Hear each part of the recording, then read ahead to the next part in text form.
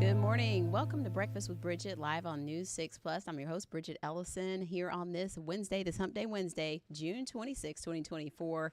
And, we are getting ready for some more heat today, some more chances for storms. We are also getting you out the door. We have some headlines to get to. Also, a live interview this morning with a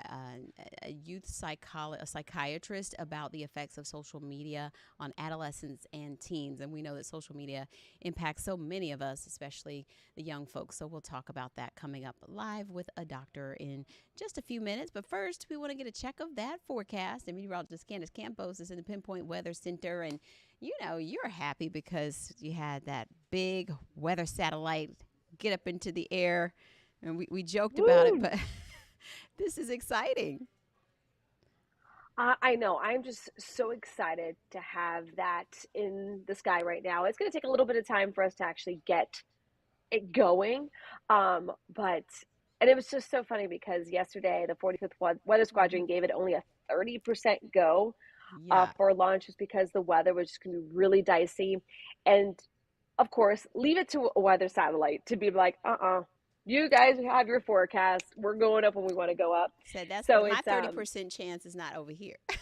Yeah, exactly. Right. Serious. Tell me there's a chance. So we were able to get that rocket off the Yeah. ground nicely yesterday. That sea breeze pushed inland just far enough that left for nice clear skies right over the Cape. So certainly a happy camper. I'll be an even more of a happy camper once I can get all that data Mm-hmm. into these systems all behind me, be able to give you a better look and view about all the things that it does, whether Yes. it's the tropics, whether it's lightning, whether it's droughts, ocean temperatures, ocean currents. I mean, it's just so crazy the amount of technology we have on some of these satellites that we didn't have 5 years ago. And So just really exciting stuff.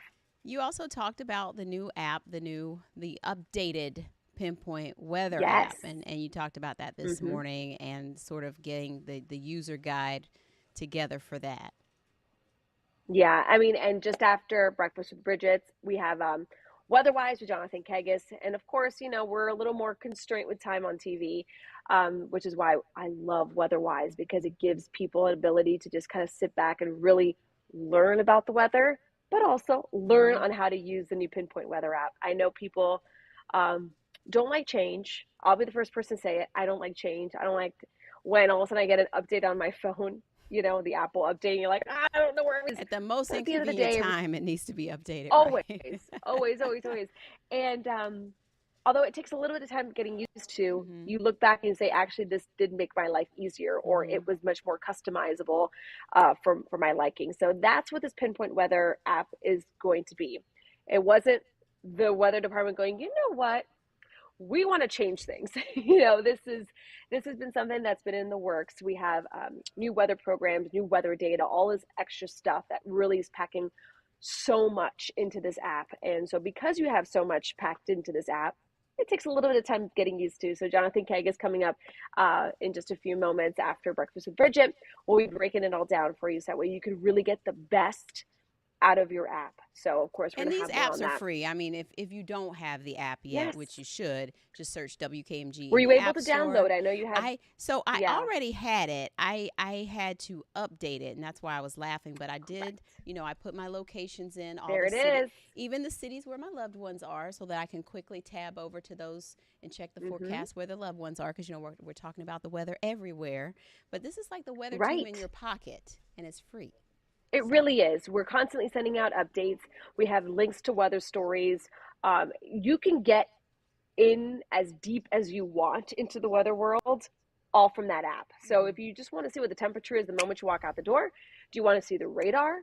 Do you want to see the overlay of lightning and storm tracks and watches and warnings? You want everything all in one? Mhm. That can also do it I too. So like it's that just you can really hit cool. the time lapse button and watch the And then the little progress. dash line there shows you the Yes. forecast.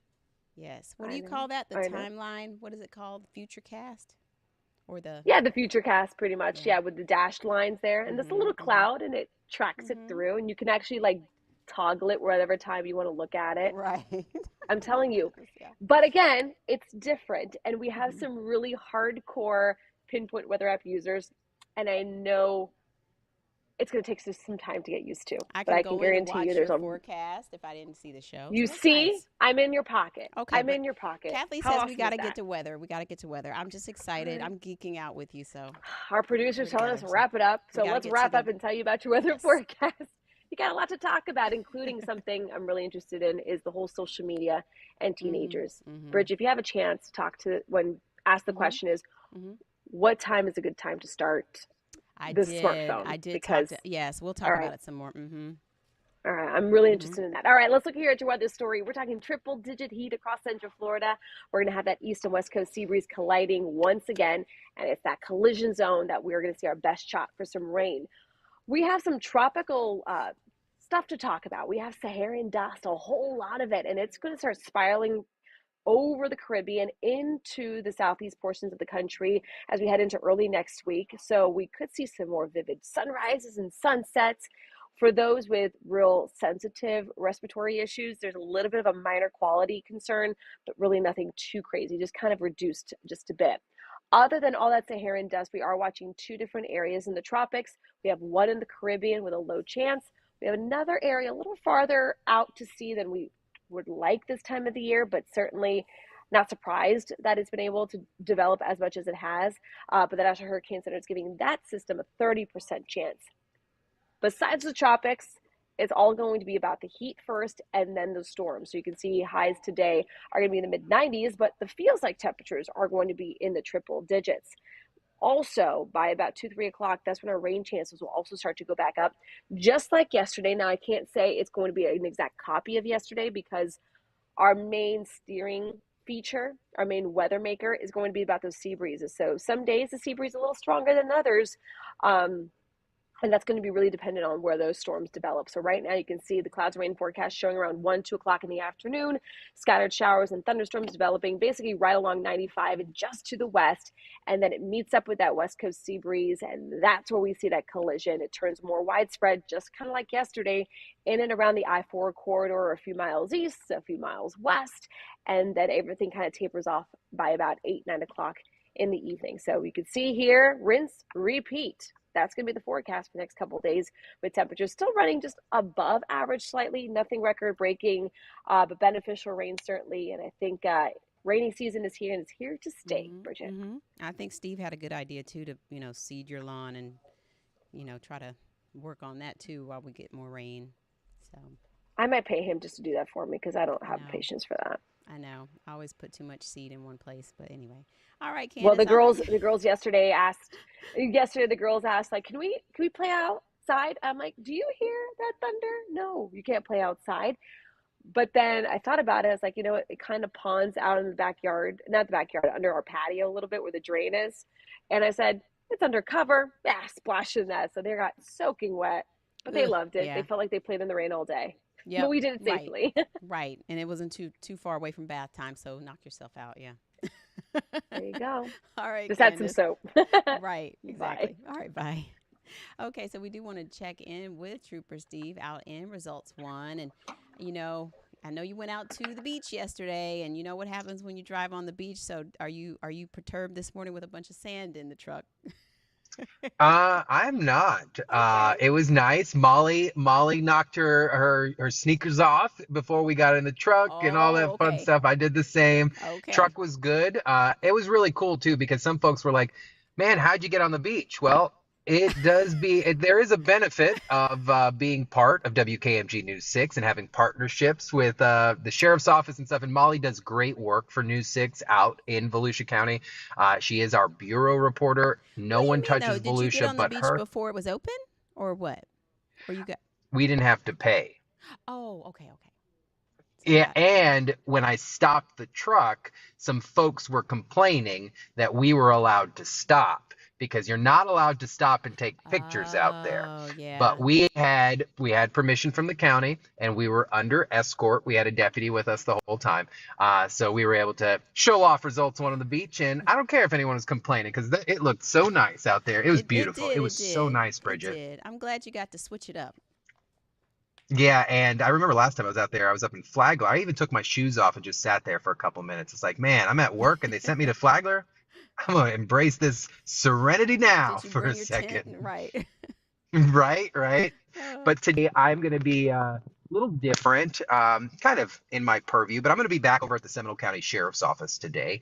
They're having a hiring event, an open house hiring event from mm, 10 o'clock this morning till 2 o'clock this afternoon at building number 100 Esslinger Way. And that's the headquarters for the Seminole County Sheriff's Office. It'll be in their community room. Now, they're not just hiring deputies, they have multiple positions that they're looking for, and all their jobs are listed on their website on the government portion. So we're going to go out there, hmm talk with one of their captains, a real good friend of mine, and just talk about what's going on with the sheriff's hmm office, what you need to know if you're going to come out and apply. But it's an open house, so if you're interested, Nice. just stop by and ask questions. Lots of folks looking for jobs. That's a good plan. 10 o'clock today, Seminole County Sheriff's Office, right? Okay. Yes, ma'am. And what's up with the traffic? I heard you saying that things were nice earlier, but I They know are that can nice. change They are, anytime. no, they're still going pretty good this morning. So keeping that beach vibe going. DOT cam showing Cape Canaveral looking really nice this morning. No major problems out there. Roadway is pretty good. My camera is just a little glitchy, but all is well. No major problems out there this morning. We're currently up to speed. So as we can kind of continue moving on, you can see things do look good out there on the map. 95 north and southbound. Pretty clear if you're headed out towards Rockledge. But the attractions, this is going to be our routine delays. Eastbound out there by I-4, 535, 536, 429. But I've got no crashes to really give to you guys right now. Everything is flowing good. When school goes away, things tend to die down a little bit. 417, construction, but no delays. And that's over by Orange Blossom Trail, Hunters Creek. Keep in mind, if you're not going out to the beach, we have so many different attractions. Just talking about OBT there made me think of Gatorland. So go check that out. Champions Gate at to 408. So that only delay I'm seeing, that's a 35-minute drive, and that's really, in theory, not that bad if you're out by the attractions and visiting us. Poinciana Boulevard, a little slow this morning, approaching US 192, or if you're from out of town, Erlo Bronson Memorial Highway, and then the interchange just south of the Florida Mall, looking pretty good. Land Street, OBT 528, and the Turnpike. So, Bridget, I don't know what's gotten into everybody this morning, but I'm okay with it. Hmm? I hope they continue it throughout the rest of the week. So you, I, Crystal, and Candace can have a good weekend. Yes, and we know that as he's out at the airport, they're busy out there. So Well, that's it where was everyone is crazy. I really. even sent, yeah, I sent that story to Camila, my wife, because she was talking about flying next week because she has to fly for 4th of July. Yeah. And I was like, we're already talking about how crazy travel is going to be. All she replied back, dot, dot, dot, thanks. I was like, oh, for you, for you. But we'll be stuck at fireworks at the fountain. So make sure you come out and visit us. Whew. Yes, I'm thinking about how hot it's going to be already. All right. Thanks, Trooper Steve. Bye. Bye. Well, we'll talk a little bit more about the VIP contest for 4th of July a little bit later, but we want to get over to Dr. Siraj Modi, an adolescent psychiatrist with Orlando Health, joining us this morning to talk about something that's so relevant right now, social media and the impact it has on young people. Thanks for being with us, Dr. Modi. Good morning, Bridget. Thanks for having me. So this is something that's been in the news a lot lately, whether we're talking about the predatory concerns of social media when it comes to young people and their access to technology. But we're also talking about that mental health aspect and you dealing with adolescents and psychiatry. This is something that you've seen an uptick in a correlation there with patients. Yep, definitely. Over the last, better part of the last 2 decades, we've seen this uptick with social media, and particularly after the COVID pandemic, we've seen this surge of depression, anxiety, body image dysmorphia, eating disorders, suicidal behavior, and so definitely in our clinics, we have our work cut out for us. And it's definitely added complexities to the job. And how do the adolescents make their way to your office? Because I would imagine that there probably are many more people who might need that guidance and that care that may not be having access to it or, a connection to get to it. Typically it begins with, often parents are seeing warning signs at home.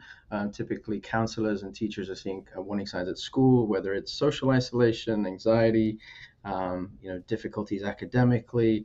And so often, typically psychiatrists are the first point of reference in terms of diagnosing and trying to figure out what exactly the problems are and how to intervene.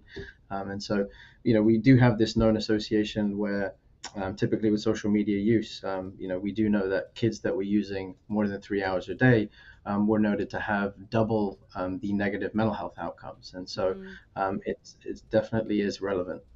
So how do you work with the parents and the children to sort of get them into, healthier habits and mindsets?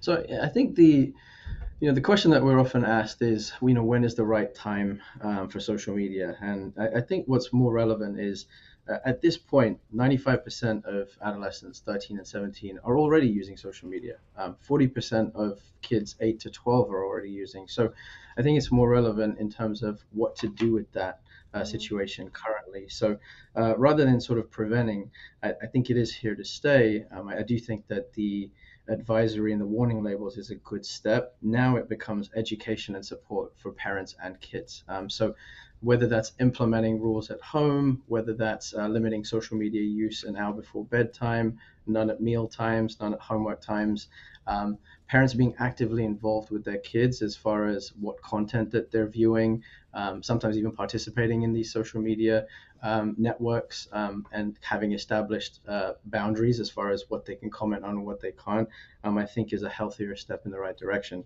I think the emphasis needs to be on social media literacy for kids Mm-hmm. and understanding the risks involved.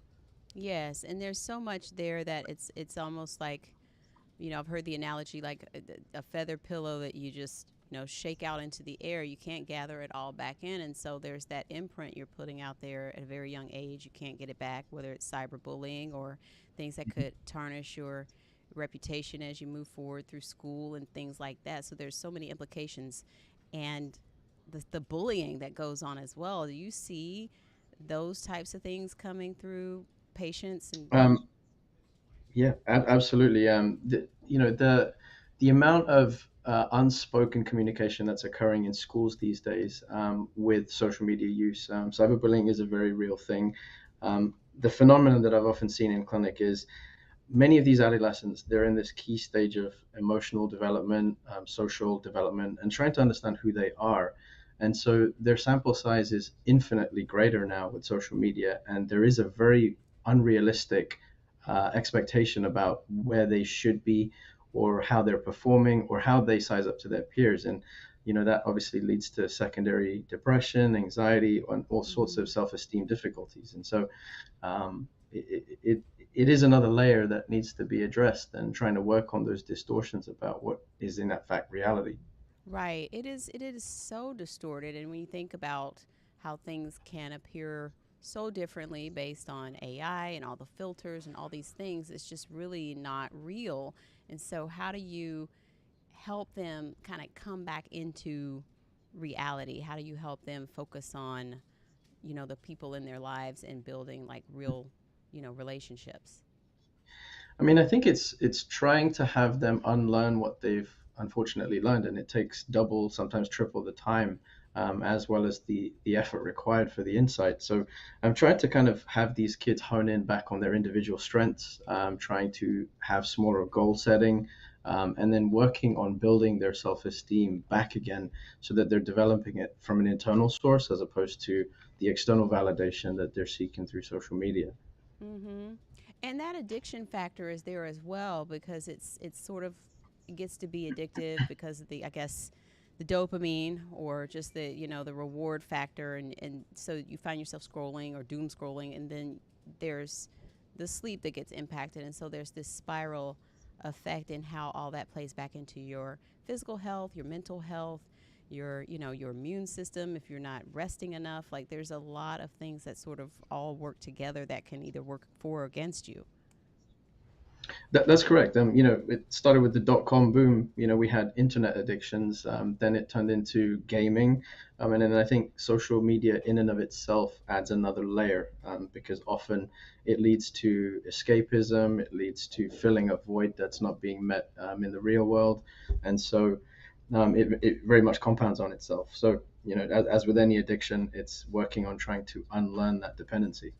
Mm-hmm.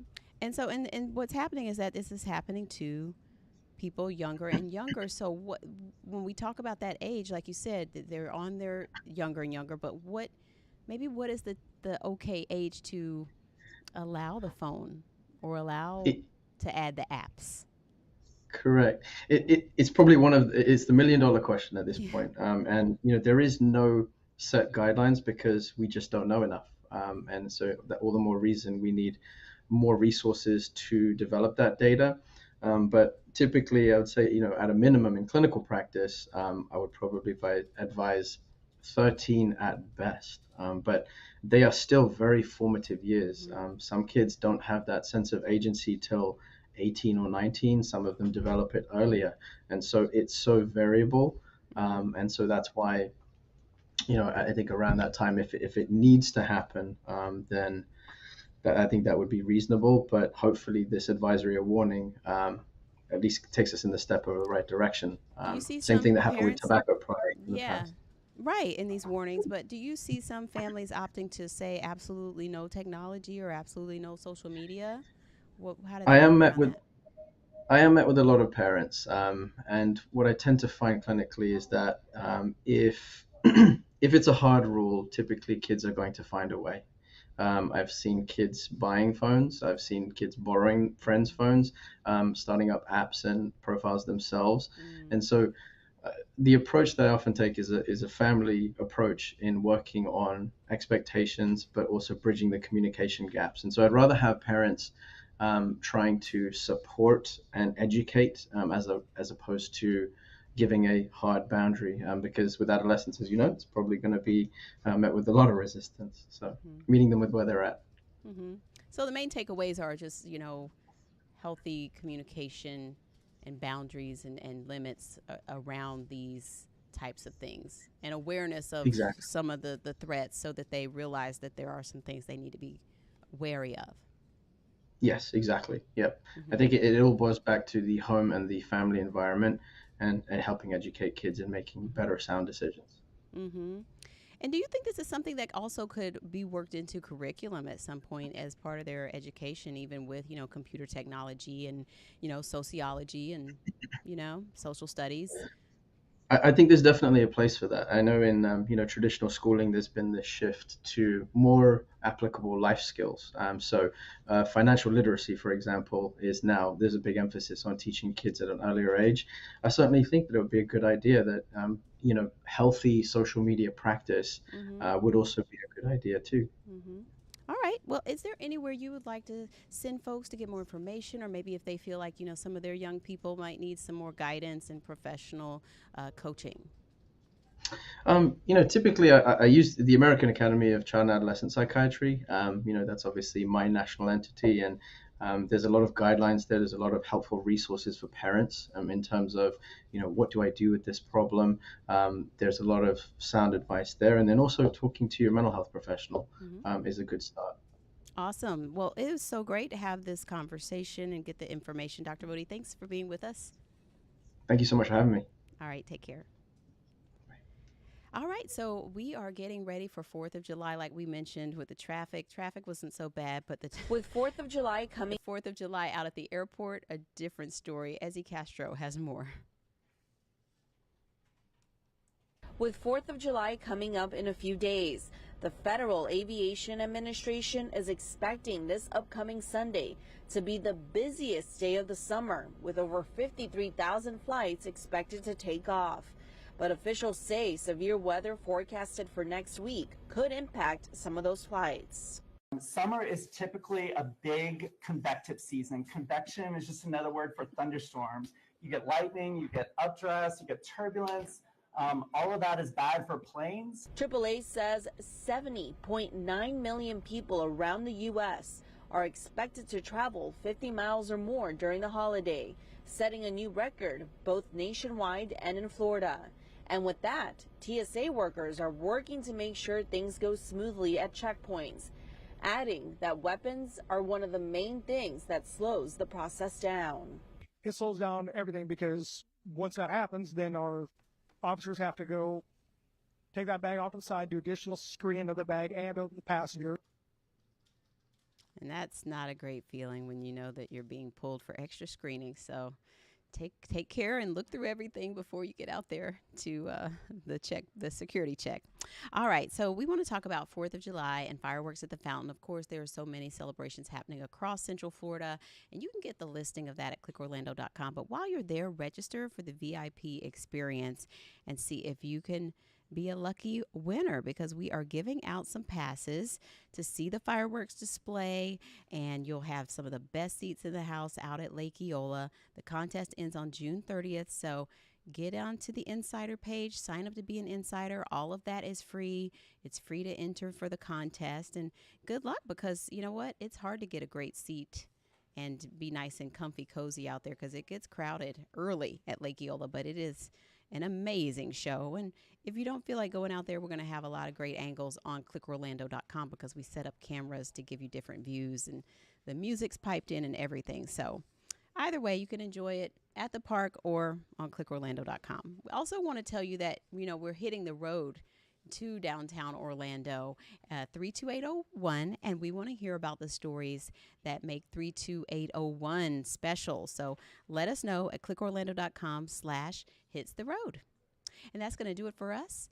Like we said earlier, weather-wise, with meteorologist Jonathan Keggis is up next, and he'll be talking about all the new updates on the Pinpoint Weather app. So make sure you check that out to get a bigger breakdown of all the features there now for you to check out with your weather and weather around the world. And we'll see you tomorrow at 7:30 and for News 6 at noon today. Take care.